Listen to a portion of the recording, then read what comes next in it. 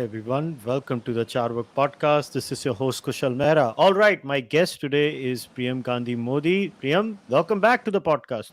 Thank you, Kushal. Thank you for having me again. All right, guys, just to give you a brief background. So, a few days ago, I think it was the 5th May 2022, we heard an article uh, about a report. It was titled, it was published by the World Health Organization, which was called 14.9 million excess deaths associated with COVID-19 pandemic in the year 2020 and 2021. So, I'm just going to be reading a summation of that where they said new estimates from the World Health Organization show that the full death toll associated directly or indirectly with COVID-19 pandemic, described as excess mortality between January 1st, 2020 and 31st December 2021, was approximately 14.9 million, the range being 13.3 to 16.6 million.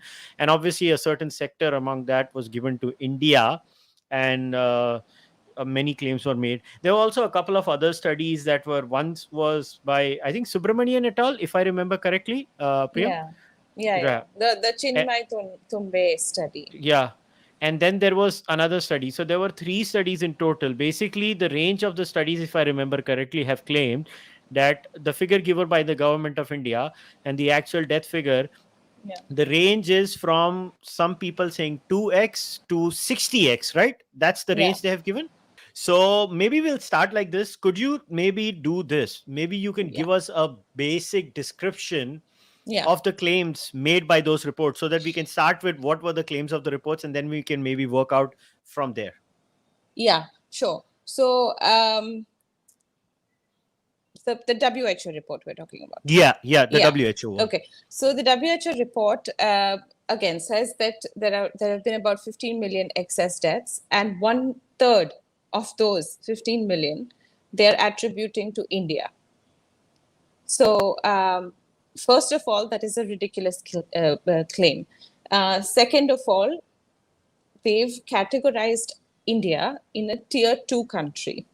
So alongside Egypt, Indonesia, Brazil, these kinds of countries, which are much smaller in size than India, they also have, a much smaller, demography than we have. Just the scale of those countries is completely different than India's. So you cannot categorize as and use the same models that you use for much smaller countries in a large country like India's. Now, even more interesting is what they do with tier 1 countries. The tier 1 countries that they've used, they take the figures that the tier 1 countries give and assume that those figures are correct. That's where the problem. Do they explain why they make this assumption of why the figures are correct? They say that the data collection process in those countries is much more advanced and superior, so you can trust those figures. Now, India has relied on its data collection system for ages, and we've done so quite well. Okay, we are digitizing. In fact, 92% of our mortality numbers are now digitized. So between 2015 and 2019 itself. So we are digitizing. We're digitizing quickly. Now the numbers that the WHO technical advisory team had from India were numbers of only 17 states. They've not disclosed which 17 states. So they've also not disclosed the time period of the numbers of those 17 states. Okay, so basically they've used figures that they've gotten from 17 states, which we don't know which of those they are. It could be any of the 28 states or any of the union territories. We have no idea which ones and which time period. Perhaps they've only used numbers from those 2 months of the second wave. Who knows? To arrive at the excess mortality. They've not given us a time period that they've used those numbers to calculate the, to kind of make the model work to calculate the deaths across 2 years of the pandemic. Does that make sense? It doesn't. It doesn't Yeah. pass the smell test, if I was to say. It doesn't. It absolutely doesn't, because like, we all know that the pandemic hit all of our states at very different times. you know Although we did see sort of waves across a 2.5 month period of time, especially the second wave. We saw the first wave, because we had artificially flattened the curve with very strict preemptive measures. We saw the first wave go through 3 or 4 months, starting from, it kind of plateaued in end of April, May, and it sort of stayed at that plateau for a good 2 months before it started to come down. So in that, that is the national curve. But if you look at the state curves, they go up and down at different times within those 3-4 months.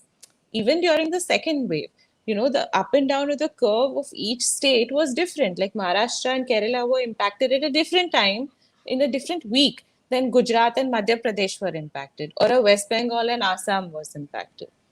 Even the intensity of it was different.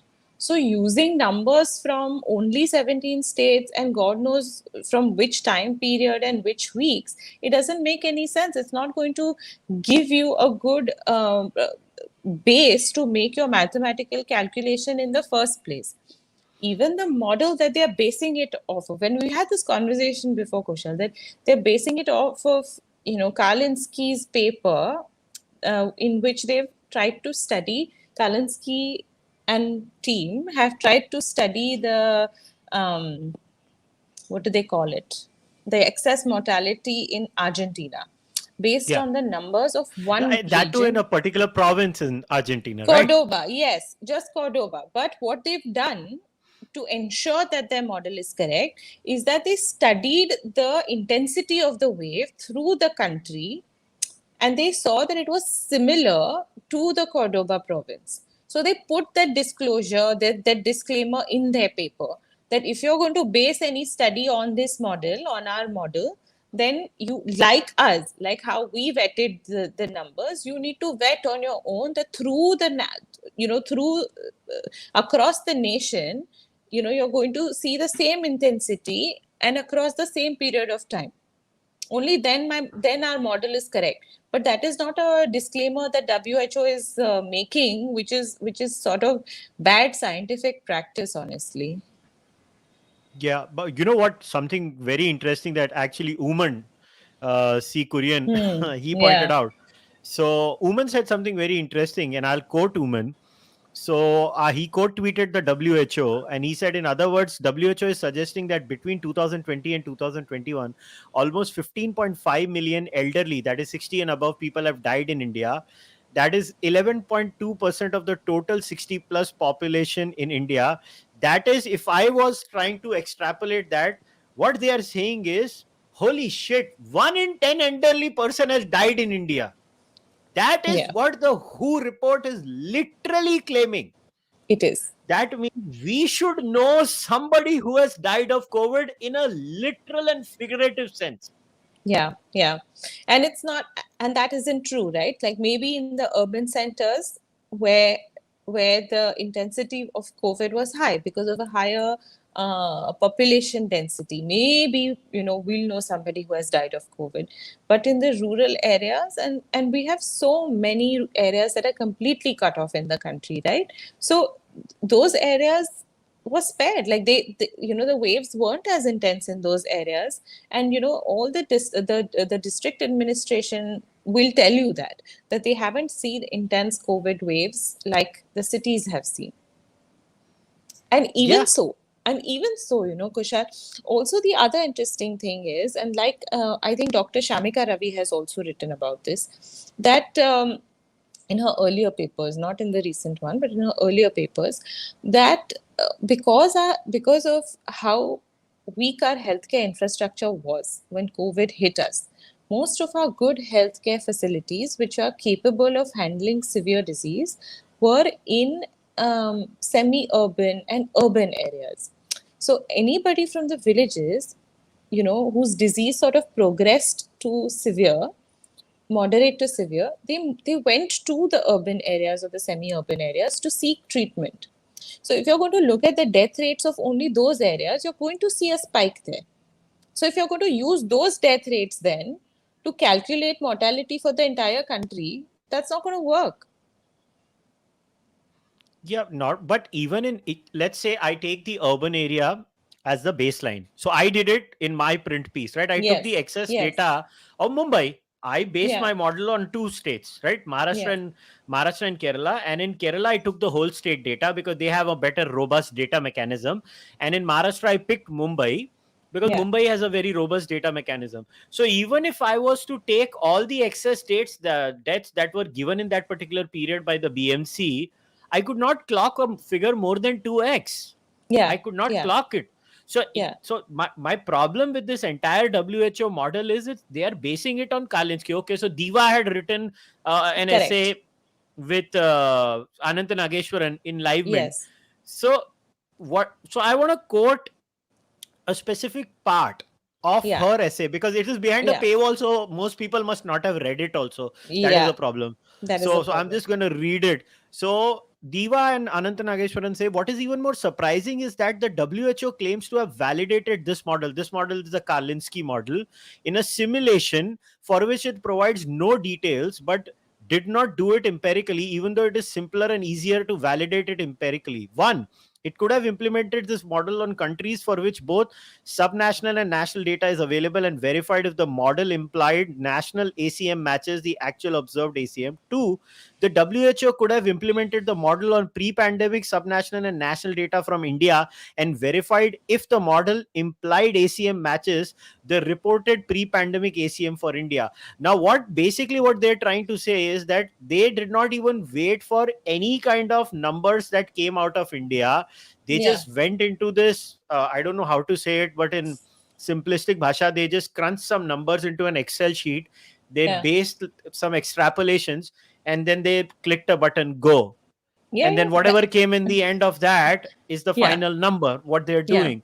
But yeah, now the fact is that CRS data is out, right? The CRS yeah. report of 2020 is 2021 out. is out. Yeah, yeah, Yeah, 2021 is out. So let me just share the page for our for the benefit of the viewers, so that at yeah, least uh, at least they know what is up.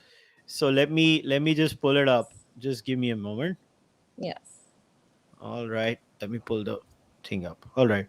So this was the case, right? This is the yeah, claim. So death registration has increased by 4.7 lakhs in the year 2020 as compared to 2019. There was an increase of 4.87 lakhs and 6.90 lakhs in death registration in the year 2018 and 19. CRS report covers data on registered deaths, not COD. The cause of death data publishes in the MCCD report.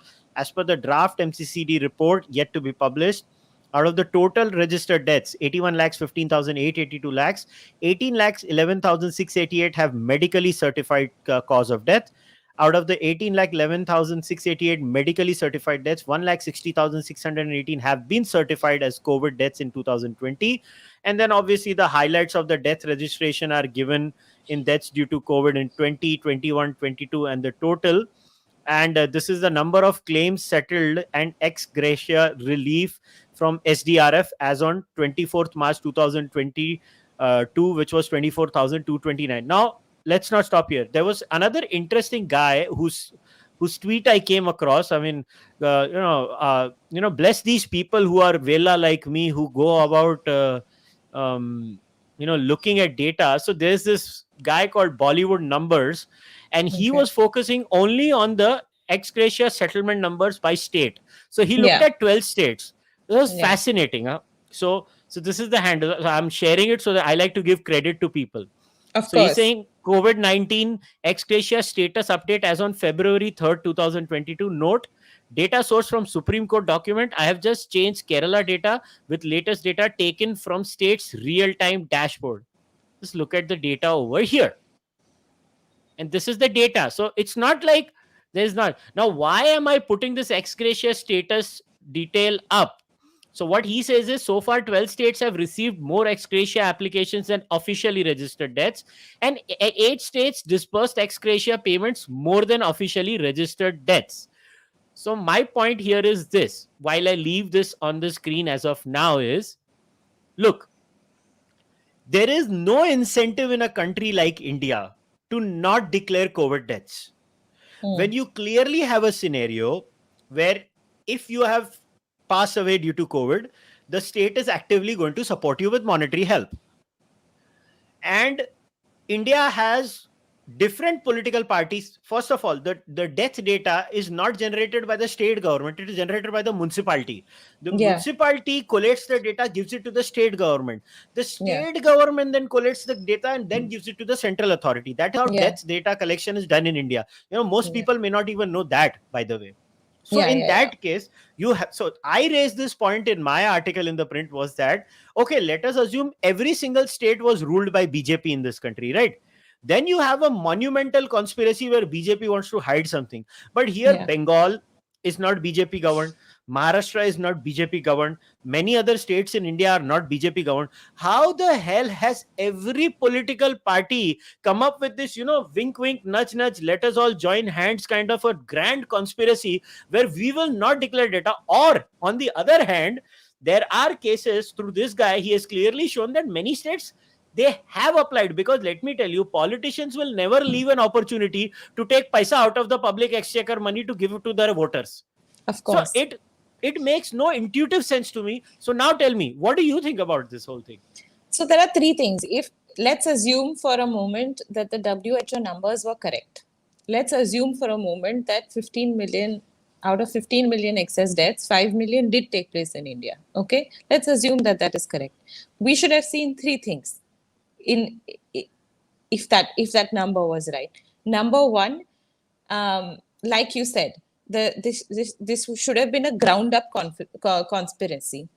Every state, every municipality, every panchayat, every household should have been in on this conspiracy, and the data should have been fudged from ground up to see these kinds of uh, uh, numbers. Anyway, that's one.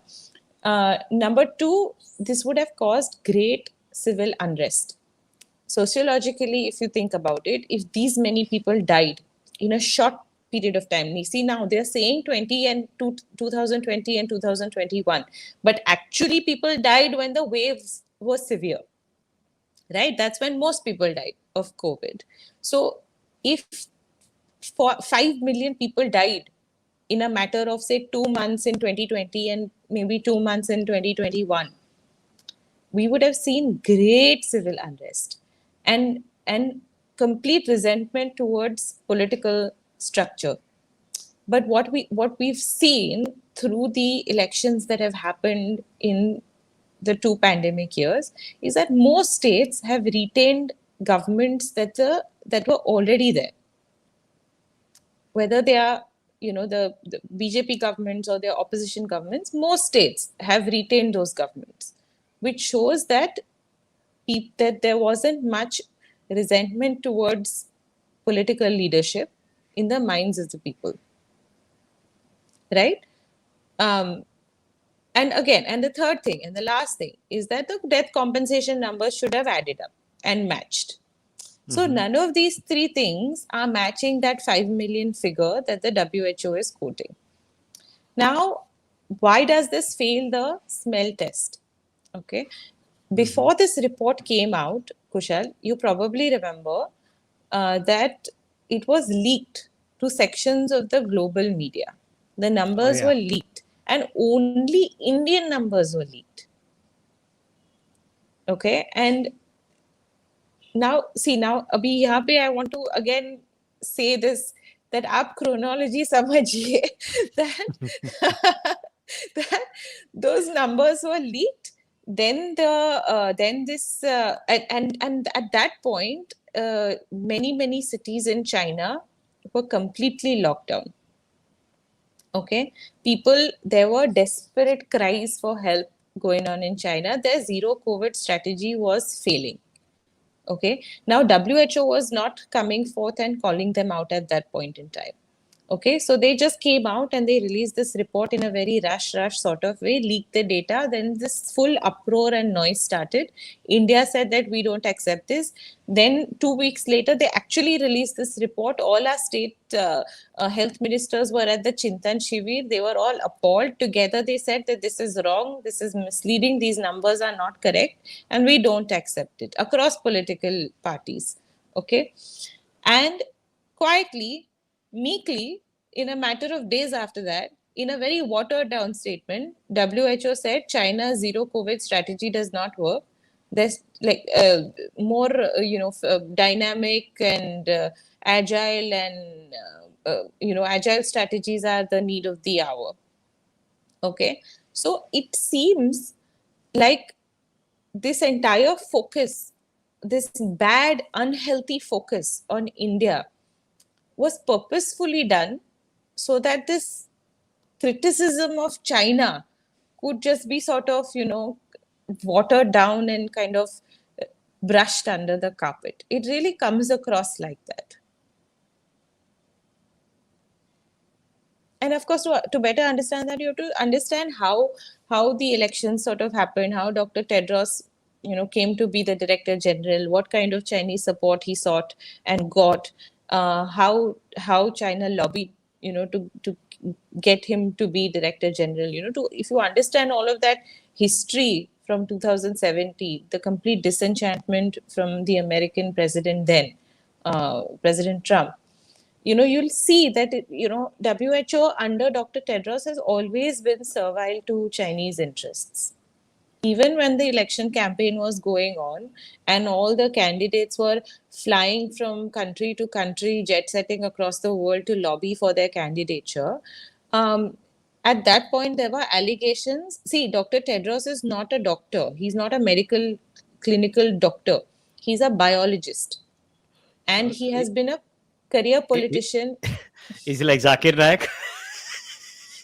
he has been a career politician in Ethiopia, and even when his campaign was going on, which was a very tense campaign, there were allegations that he covered up a cholera outbreak under his watch as health minister in Ethiopia.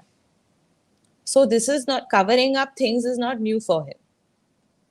So, while at that point this was just a matter of fact thing in world affairs that China supported his nomination and became Director General, the true impact of this, the fact that member states ignored this and let this happen, the human race paid price for that in 2020.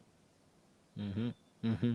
And we're still seeing that political bias, in all these reports, these excess mortality reports and all that come out. Now I'm going to stick to the CRS data again. Unfortunately, again, Shamika's latest piece in the Indian Express, I think it was, if I remember. Yeah. Again, that is also behind a paywall. A problem ये होती है जो अच्छे statistical analysis वाले piece होते हैं वो paywall के नीचे होते हैं तो आम आदमी आके पढ़ भी नहीं पाता है उसको. That is so that's a huge problem. So again, I want to read 3-4 paragraphs so that people get a context, right?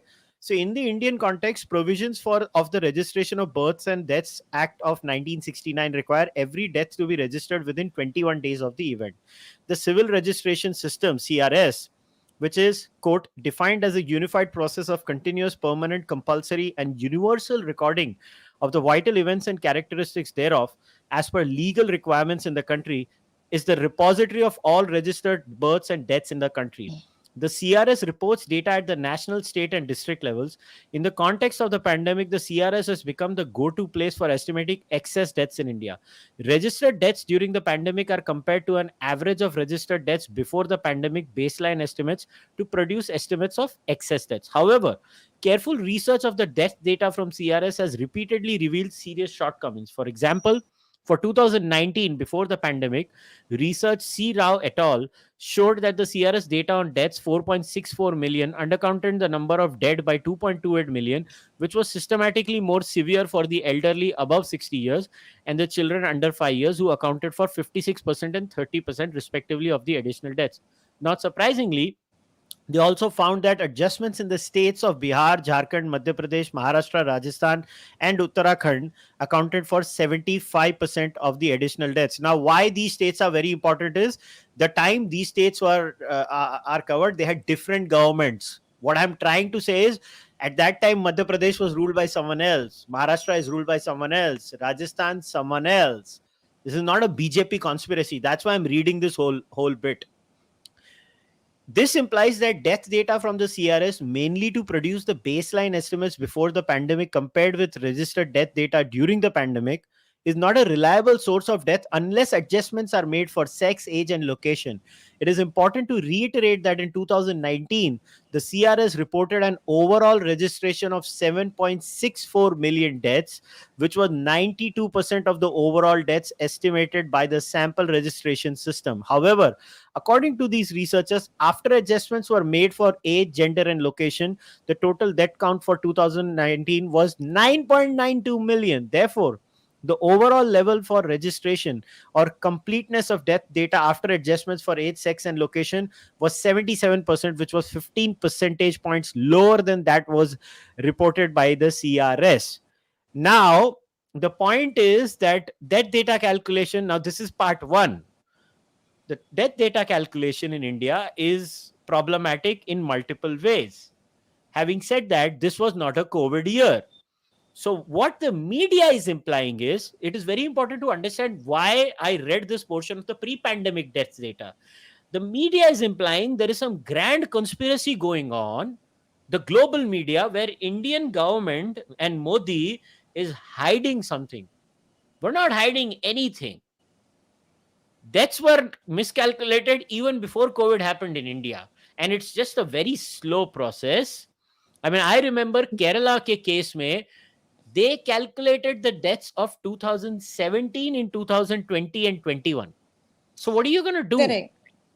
No, and also you look at the number, even what Dr. Ravi is saying, by 15%. They got it off by 15%.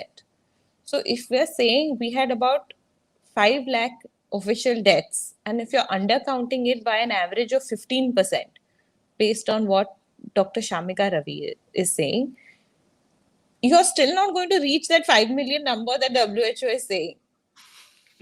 Yeah, You I know? know.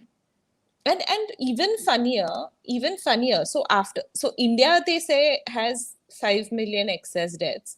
Then they're saying that the US has 1.5 million excess deaths. Then they're saying Russia also has 1.5. Then they're saying Brazil and Indonesia have some 1 million or something. They're saying all these people together, so we all make up 10 million, and then the rest of the world makes up the other 5 million of the 15 million. Okay. China, according to WHO, according to their excess mortality report, has negative excess mortality. Okay. And वो कुछ 52,000 लोग हैं ना? कुछ वो negative है, मतलब they have reported, मतलब उनके डेथ कम है पैंडेमिक हाँ, नहीं में. तो वही हो रहा है ना, हमारे यहाँ और मरते हैं और फिर वो रीबॉर्न हो जाते हैं उधर जाके. हाँ, और तो आप बाकी की स्टडीज अगर देखोगे, जैसे आप देखो the economist team also studied they made an attempt to study excess deaths, and they pegged China's excess mortality at 7.5 million. And most global studies have pegged China's excess mortality at that number, but WHO has pegged it in the negative. तो मैं जो आपको बायस की बात कर रही हूँ, this report stinks of bias. Yep, I agree with you, but the best bit is the China one. कि China में लोग मर ही नहीं रहे हैं. China में नहीं कोई मरता मरे, ही नहीं है. पैंडेमिक वहाँ में नहीं तो कोई. बिल्कुल नहीं मरे. Yeah, that's the funny bit. Another part, see, we have to share all this, is again they relied on the seawater tracker survey, right? Yeah. I mean, that is also another dangerous thing. I mean, so what seawater does is self-reported data from telephonic surveys with no Yes. all-field verification. So what seawater did was, हाँ जी, आपके घर में कोई मरा है, Covid से मरा है? हाँ सर, मरा है. ये मतलब ये सी वाटर ने जो किया है ना, again I have to use that filmy analogy of प्यार किया जा, वो महमूद टू ओम प्रकाश, कैमरा कुत्ते की आंखों पर, कुत्ते की आंखों से आंसू आ रहे हैं, कैमरा आसमान पे, आसमान से बारिश हो रही है, यानी दुनिया भर के कुत्ते रो रहे हैं। ये उन्होंने लिटरली हरकत की है सी वाटर ने। सी वाटर ने क्या किया, उन्होंने रैंडमली कॉल किया लोगों को, उससे उन्होंने एस्टिमेट किया सारे इंडिया में कितनी एक्सेस डेथ हुई है। How can you take this seriously is something, this is beyond me. And also, the technical advisory committee of the WHO and the members of the technical advisory committee are also very suspicious people. Like, if and they've not gotten a lot of things correct in the 2 years of the pandemic. I'm going to give you one instance, and then we can everybody can Google the names of the members, the other members, but I'll give one example. Dr. Brahmar Mukherjee, she appears very frequently on very select media channels, and she's been doing that through the pandemic. She was one of the premier doomsday predictors for the country at the beginning of March 2020. A few weeks before the Delta wave hit us, she went out and she gave a statement saying that now India has a wall of immunity and the virus is on its way out. She's one of the important members of this technical advisory committee that has done this study for the WHO. So how can you take people like these whose credibility is already doubtful, and plus they are using an even more doubtful statistical model? So how and why is the world not questioning this? It's very, very surprising. But several countries have. India has questioned it. India has also said that they will contest these numbers at an appropriate place, at an appropriate forum, at an appropriate time. Now, who was that other guy who was interviewed by Barkha, Lakshmi Narayan or something? Na? वो भी एक Ramanand, Dr. Ramanand Lakshmi Narayan. Then Dr. Shahid Jamil. All these people have been doomsday predictors for India. Yeah, so see, I have always said, these people are sacha Hindus. They genuinely believe in rebirth. वो मेरे जैसे नास्तिक नहीं है. So they're like, हम मरते हैं, फिर पैदा होते हैं, फिर हम मर जाते हैं, फिर हम पैदा होते हैं, हम मरते रहते हैं, पैदा होते रहते हैं कोविड में, और कुछ हो नहीं रहा है हमारे यहाँ. Another interesting piece I'll tell you. Again, Ommen had written this on the 1st of April 2022. So at that time, he was talking about the Institute for Health Metrics and Evaluation, IHME. They had presented an excess estimate of excess mortality from the pandemic in 191 countries, including India, and the results were published in the Lancet, by the way. So I'm going to read what Ommen says. He talks about questionable conclusions.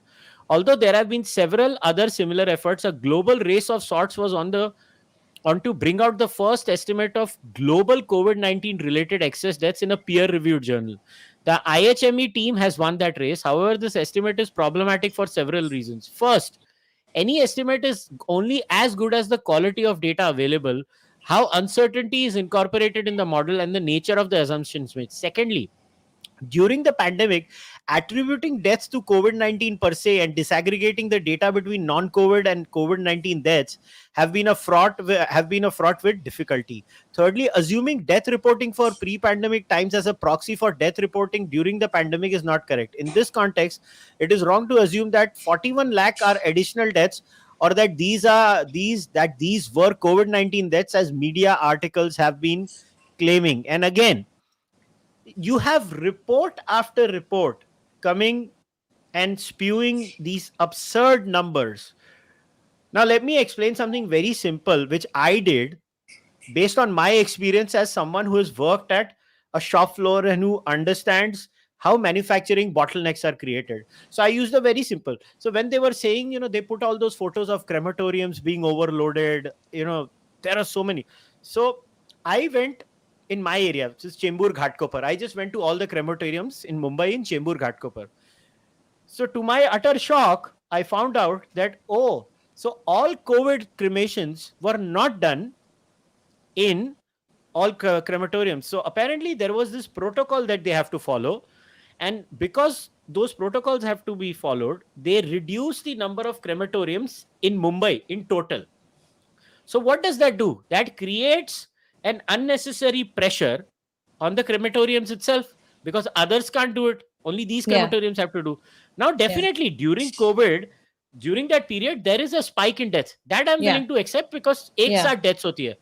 Now, in Correct. that, they force these people to make the crematoriums 24 hours. Yeah.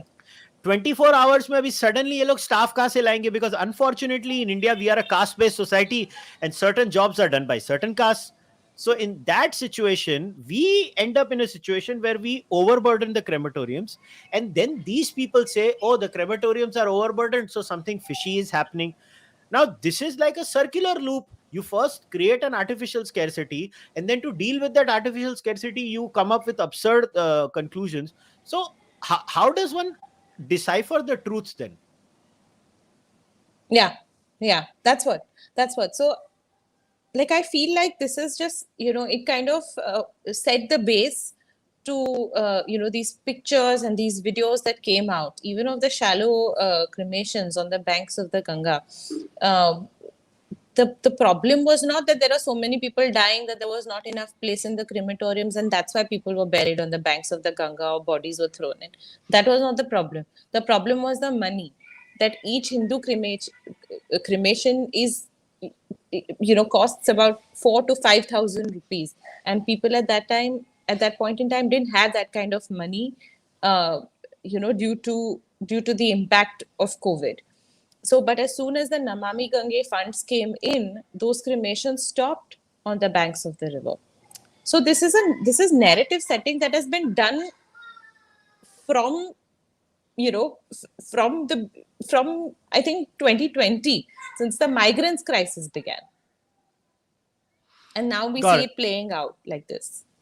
Got it. Now, okay, let me start taking a few questions, because I mean we can bust the data till whatever. So, okay. So somebody has asked. The Wire has an interview with Jonathan Wakefield. In the interview, he claims that the Mm. Indian government was informed of the methodology 6 months in advance, and then the Indian government delayed the report for political reasons. Is there any truth to these So allegations? the Indian government was informed of the methodology, and the Indian government has contested that methodology since the time it was informed of it. We have the Indian government has never approved of this methodology. They've asked several times to give, to the technical advisory group, that give us the names of the 17 states on which you're basing the data. We've not even been given that. Hmm. No, but in that case, my whole confusion here is that even if they told the Indian government in advance, what do they expect from the Indian government? Is what I'm trying to understand. The Indian government would say that we have the CRS data that is available for this 2020 and part 2021. So use that. Then we'll give you the rest of the data as and when, we collate that data based on the speed of our system. So use that on ground data, right? Use that data. Why are you using this mathematical model which is not working? And why are you rushing into announcing these numbers?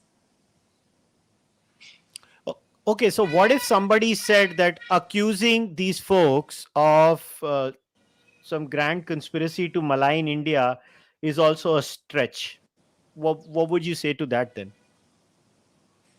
I mean, look at what has happened in other countries. Like, entire nursing homes have been wiped out in some of the Western nations. But why is nobody asking questions? Why is nobody asking questions to the WHO about the negative mortality in China? When even today you see how bad the situation is, that they have to wall up their busy streets in Shanghai and some of the other cities. So only India has done a bad job. Everybody else has done a great job. Is that what a global organization like the WHO is trying to say? And all of the media narratives that are coming out of it. Okay. Another accusation that constantly gets thrown out is that, especially, the complexity of models, right? So somebody might come and say the reason you have to use complex models is because governments undercount the deaths for multiple reasons, some of them being political. So what do you say to that then? Absolutely. I mean, how? Okay, if you want to use a model, use a sound one. Okay, use a sound model that has enough scientific rigor and enough confidence that if any other scientific group uses that model on the same population, they should be able to yield that interval, range of interval that the WHO's model is yielding. But it's not even that scientifically sound. Nobody else will be able to arrive at the same numbers. And WHO themselves, over the last 2 weeks, since the time they've announced this report, they have changed the interval, the range for India 3 times already. Where now I think it's something, I think the interval they're using is 1 million excess deaths to 9 million excess deaths. That is the current situation. So why are they continuously changing? Is it that they don't have confidence in their own model, or the model is just spitting out new numbers every day? Like, what is the reason? Yeah, that is very interesting. Actually, that is something I would like to share too, because that was another thing that I started cracking up about. So even Omen had shared this too. So over the Omen had tweeted this on 12th May. He says, "Not sure if anyone has noticed, but over the last week, WHO has revised the uncertainty intervals of their India estimates thrice. First, 6th May 2022, India range 3.3 to 6.5 million. Then 9th May, India range 2.7 to 5.3 million. Then 10th May, India range 1.4 to 9.3 million. Yeah. So I basically have now to validate themselves, they're saying that now we basically take guarantee of our model that there are 1.4 million deaths excess in India. From the 5 million that created such a stir in the media, now they've very slyly, quietly changed it to 1.5 million. Yeah, I don't get it, right? I mean, now you remember that 2021 scroll article where I think it was Rukmini. Yeah, Rukmini S had written Madhya Pradesh saw nearly 3 times more deaths than normal after second wave of COVID-19 struck. Again, they all go by these, municipality reports that are done. They don't wait for the data to be collated. They don't wait for the data to come out. See, what they don't understand is that every single government, boss, I don't know how to say it. India में politician corrupt है, उनके लिए x gratia payment का वसूली करना, अरे वो तो नकली मरे हुए लोगों को पैदा करेंगे कोविड से, सिर्फ कोविड का पैसे का स्कैम करने के लिए. Boss, how can you say Indian politicians are corrupt and at the same time they are hiding the death numbers? Yeah. Matlab, I am very confident by the year 2023 and 24 we will have covid death scam jahan pe politicians have declared excess deaths and वसूलोफाइड पैसा बाद में पता चला वो बंदा ही नहीं था. And you look at our political landscape, the BJP supporters and the non-BJP supporters, there's such a deep wedge between the two groups, and the non-BJP supporters really hate the Prime Minister with a vengeance. You know that. We see it on social media. So just to put him down, just to put that one person down, the states, the opposition ruled states, would have shown excess mortality numbers just to put him down on the global stage. But they didn't. So there's a reason they didn't, because it didn't happen. Nearly not as much. Okay, so another question that has come by is, would this report in courts have any real diplomatic economic repercussions for India? If yes, in what ways should we counter this more strongly? Yeah, so the Prime Minister a couple of days ago in his speech at the second COVID global conference called for reform of the WHO because it is not doing the job that it was created to do. That's something I'm adding. But he said that WHO needs reform and that India should play a key role and is willing to play a key role in reforming the WHO. Now, these are his words diplomatically. Now, what the takeaways are, obviously, that the WHO has failed to protect the world. It has failed to do the job that it was created to do. It does need reform. It needs member states to come together. And why can India play a key role? Because India's geopolitical positions in the recent times have been very strong, have been neutral but very strong. We have embedded ourselves into global supply chains very, very deeply. And we are in a position of strength to be able to oversee such a big overhaul of an organization like the WHO that is responsible for the health of the human race. Mm-hmm. All right. One more question has been asked. So this was, why doesn't India come up with its own model to counter it? Government has enough resources. I have no answer for this. But why should we come up with a model when we have actual record of deaths? It's just taking a little bit longer than the WHO wants to announce it at, but we're going to get the numbers. Why should we do any kind of statistical modeling when we have a record of the numbers? You do statistical modeling when you don't have numbers. Like, you do statistical modeling to estimate, for example, how much COVID would have spread if we didn't take preemptive steps. Do you do statistical modeling for that kind of stuff? To predict something that you are never going to get numbers for. Here, you're going to get numbers. You're going to get numbers a little bit later than the WHO wants them, but you're going to get actual recorded numbers. So, why should we come up with a model? Fair enough. I guess what they would say is that if the government does not want such models and such Yeah, things to be thrown at them, the government could have come up with its own modeling and maybe preempted something like this. I'm just trying to play the yeah, devil's advocate here. I'm trying to think yeah, what they would have said. I guess that's what I'm thinking. yeah, yeah.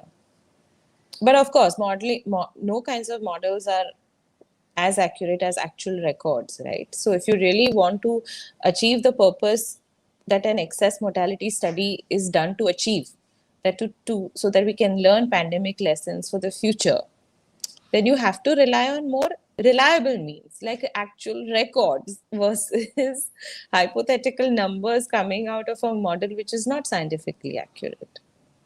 Hmm. Yeah, I mean, even I was trying to think about this. Like, why would a government try to hide it? Like, it's clear now that the CRS data has come out that there are discrepancies in the COVID death numbers. Nobody can deny that. It's quite clear Yeah, as daylight. And the yeah, government itself is by sharing the data, acknowledging it. Now, what yeah. is interesting is that the assumptions are the every single number of excess debt that is added to the COVID to the CRS data, all of them are COVID. मतलब बाकी किसी चीज से तो कोई मर ही नहीं रहा है, सिर्फ कोविड Mm. से ही मर रहे हैं सारे के सारे. हाँ. अब ये मैंने जैसे बोला ना कि अभी वो डेथ में भी ओलंपिक्स हो गई है कि आजकल आप फोन करते थे बीच, अभी तो नहीं होता, पहले फोन करते थे अच्छा मर गया भाई घर में कोई, तो रिएक्शन नॉर्मल बंदे का ही होता है, सो सैड टू हियर आपके घर में कोई मर गया. मगर आजकल वो नहीं होता, वो बोलता है किससे मरा, एज इफ अगर हार्ट अटैक आ गया तो तेरी मौत क्या, यूजलेस आदमी हार्ट अटैक से मर रहा है तो कोविड से मरना चाहिए तुझे. Yeah, So yeah, it's yeah. like that. So I think COVID has kind of short circuited everybody's brain functionality, especially. But now this is my last question before I read some words to wrap it up. And this is because, look, I myself am a man of data, statistics, science. Yeah. And it scares me when one institution after other fails. Like I cannot forgive the WHO for its behavior in COVID. I just cannot forgive them. They have just let China go scot-free. Now, in such a scenario, when the data generators are full of shit, the modelers are full of shit, the organizations who are supposed to be our watchdogs are full of shit, we can't just say every man or every woman or every whatever gender for himself. We still need data, we still need models, we still need all these things. So what is the road forward then, Priyam? I think what the Prime Minister is suggesting that India needs to not sit on the fence anymore. We need to take lead. We need to get similar thinking member states together. We need to propose reforming the body and reforming it in a non-political, non-biased sort of a way so that it does the job that it is carved out to do. That is the only way to do this if you're looking at global interest. Hopefully, I sincerely hope you are right, and my pessimism, I'm usually a very optimistic person, but my pessimism kind of the way things have gone in COVID and many organizations that have failed us, it has scared me. But I sincerely hope, you are right and I am wrong in the No, long no. run I on mean, this one. look, we talked about global narratives before, and it shouldn't. And for the audiences who are listening, I do want to conclude by saying this, that it shouldn't surprise, even if we see more vicious attacks on India in the near future in terms of pandemic handling, because we are fighting, Chinese backing. We are fighting the big pharma lobbies by not taking up their vaccines and not taking up their products. So we are fighting some of the very, very big guys who are funding global media organizations. We are taking very independent positions than them and not relying on them. So we are going to see, and despite that, we are succeeding in terms of securing our people, in terms of embedding ourselves into global supply chains, in terms of our geopolitical strengths. So you are bound to see more vicious attacks from international narratives and international organizations. So we should just brace ourselves for that. Fair enough. Guys, I'll just leave you with a few words by Shamika Ravi. I think I really liked the ending of her essay in Indian Express. She says from 2015 to 2019, due to massive digitization efforts, the level of death registration has improved drastically from 75.3% to 92% across India. This is huge, by the way, and I was shocked. However, this remains a work in progress with several shortcomings. A staggering 2.28 million deaths, approximately 23% of the total deaths, were not accounted for in the CRS death data even in 2019. The situation was exponentially worse in earlier years with low levels of death registration. The pandemic has provided a window of opportunity to invest heavily in building a robust and reliable infrastructure that collects timely data on vital statistics such as births, deaths, and migrations. This should be a project of national importance and deemed an urgent priority, requiring complete cooperation of central and state governments. Such an infrastructure would become the cornerstone of public health in India. I think these are wonderful words that Dr. Shamika Ravi has written over here, because try and understand the period she talks about from 2015 to 2019 is also the period of Narendra Modi's government. So there is no grand conspiracy here. Obviously, the current government is trying to work towards more accurate data prediction. I have, for one, put my neck on the line and said, yes, there are excess COVID deaths and it must be in the realm of 2x. But the point is that these kinds of studies that make absurd claims of 60x, 50x, 10x, 15x, and they're literally pulling these figures out of their ass. I don't know where else they are pulling it out of. They just pull it out of their ass. They just harm the overall discourse. You might hate Modi, man. Who cares? Keep hating him, but don't play the footsie with somebody's death. Yeah, These are serious issue. You put figures of crematoriums because it might be sexy for you. It's not for us. So yeah, yeah, it's just sad the way it is. Priyam, once again, yeah. thanks a lot for coming and chatting with me. It's always a pleasure to Thank speak you. with you. Thank you, Kushal. Thank you for having me. All right, guys, we'll wrap today's discussion up. So before we wrap again today's chat, go to the description of the podcast. There, I have linked Priyam's Twitter handle and her book, which she had written. We spoke about the book in the previous podcast. So if you've not bought her book, please go and buy it. Other than that, you know the drill. Please subscribe to the Cārvāka podcast channel, like the video, leave your comments. You can also go on Spotify, iTunes, wherever. You can also support me by becoming a member on YouTube, Patreon, buying the merch, or by UPI. I'll see you guys next time. Until then, take care. Bye bye. Bye, Kushal.